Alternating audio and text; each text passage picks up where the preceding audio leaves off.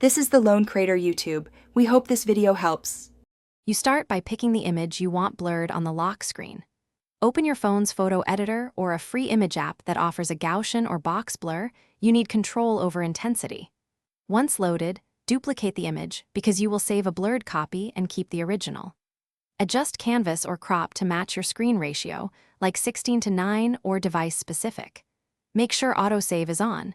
This avoids losing edits if you switch apps mid-step. Now apply the blur filter and fine-tune strength until the background softens but the overall composition stays recognizable.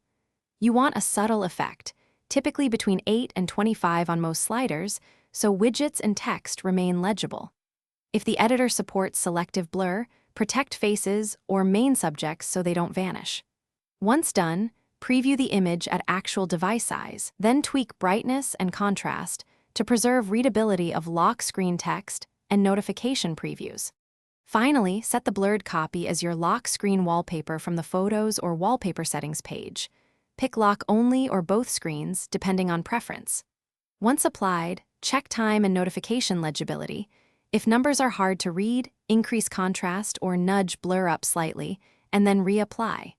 If the wallpaper does not update, restart the device, clear any wallpaper cache, and reselect the image. That restart often resolves permission or cache issues and makes the blur appear as intended. Thanks for watching. Consider subscribing if we helped you.